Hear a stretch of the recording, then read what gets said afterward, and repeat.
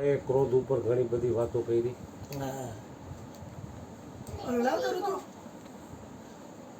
સત્ય ઘટનાઓ પણ કીધી, ઉદાહરણો પણ આપ્યા, પોતાનું આચરણ કેટલું છે એ પણ બતાવ્યું. તો આમ પેલા બાપુ બોલ દેખાય ના 2 મિનિટ ખાલી રાખ દો. તમારું શૂટિંગ મારે જોઈએ. એકમાં જ કર ને ભાઈ, બધેમાં કાંઈ આ મોબાઈલ એનું કામ કરશે, તમે તમારું કરો બાપુ. એકમાં તો કરે છે, પછી કેટલાકમાં શૂટિંગ કરશે. આ જોવા વાળી કેટલી આખું એ તો જોવો તમે. આ તો ખાલી 2 છે, 2 3 4. એટલે ક્રોધ આવવાના ઘણા બધા કારણો હોય છે.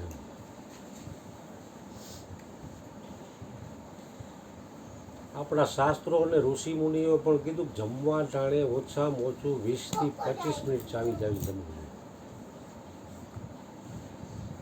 ચાવ્યા વગરનું જેવું તેવું તમે જમી લ્યો એટલે અંદર દાંત નથી, એટલે પાચન તંત્ર ઉપર લોડિંગ પડે. લોડિંગ પડે એટલે એ પાચન તંત્ર ગરમ થાય. ગરમ થાય ને એટલે ક્રોધ આવે. નજીવી બાબતમાં આ પણ એક ક્રોધ આવવાનું કારણ છે. ભગવાન બુદ્ધે પણ વિપස්සના દ્વારા આ જ વાત સમજાવી. આપણે અહીંયા બતાવી છે કે સચ્ચિદાનંદ પદ સર્વનું સાક્ષી છે.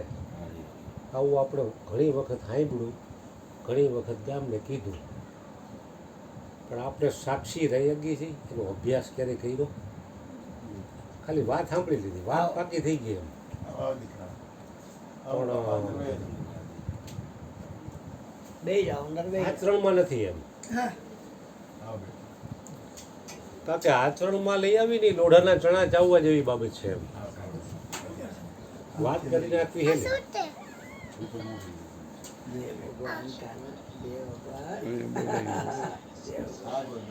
ને કે મહાપુરુષો કહે ને કે કહેણી મિશ્રી ખાંડ રહેણી તાતા લો. કે બોલી જવું હું શુદ્ધ સચ્ચિદાનંદ આત્મા છું, સર્વનો સાક્ષી છું, સચ્ચિદાનંદ પદ સર્વનું સાક્ષી છે, આવું બોલી જવું તમારું શીખડાયું. તમારી એમાં જોઈ થોડું બોલાય મારે.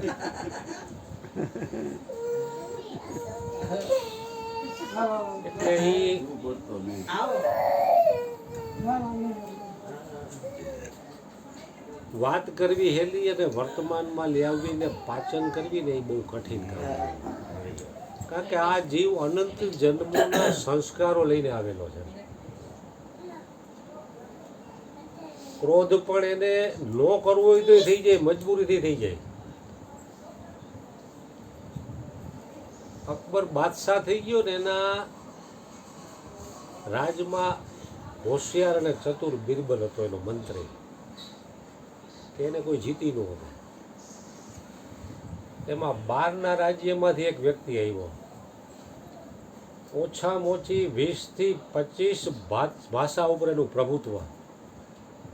ગુજરાતી, હિન્દી, અંગ્રેજી, ફારસી, તેલુગુ, કન્નડ, આવી અનેક પ્રકારની ભાષાઓ એટલી બધી સરળતાથી અને સહેજતાથી બોલે કે આની માતૃભાષા જ તમને ખબર ન પડે.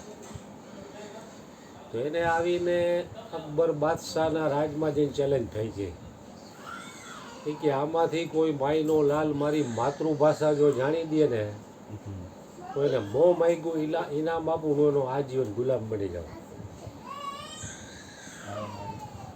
રાજાએ આખા ગામમાં ઢઢેરો પીટાવ્યો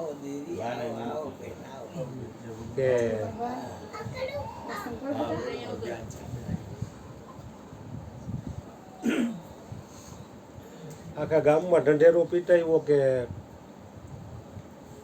આની કોઈ માતૃભાષા જાણી દે તેને મોં માગ્યું ઇનામ આપવામાં આવશે અને આજીવન એનું ગુલામ બનાવી દેવામાં આવશે.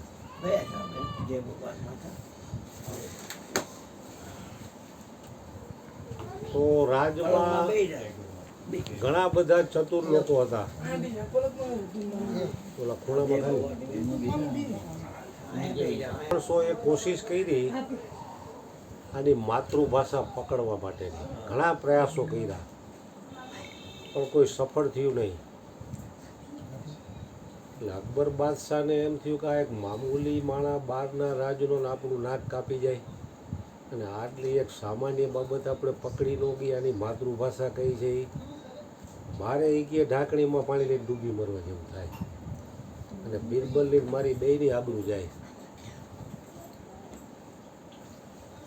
પછી બિરબલને કે તું બુદ્ધિશાળી છો, તું કંઈક આની ઉપર વિચાર કર, આમાં કેવી રીતે આની માતૃભાષા આપણે જાણવી.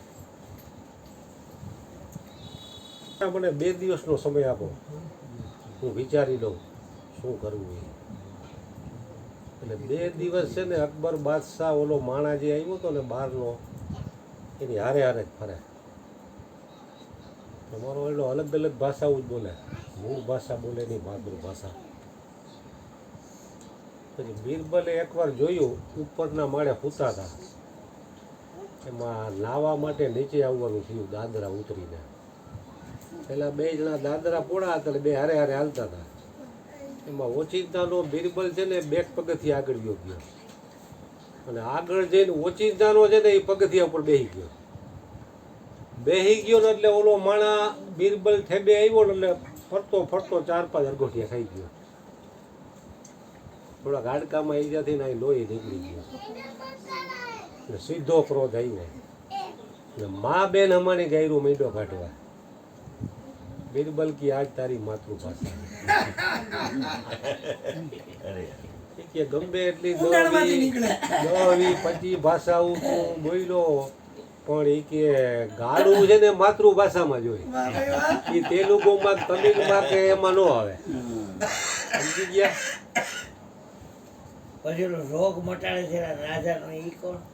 ઈ વાત કરું કબીરની રોગ મટાડે મને બહુ યાદ નહીં બાપુ, ડાયલ જાજો થઈ ગયો.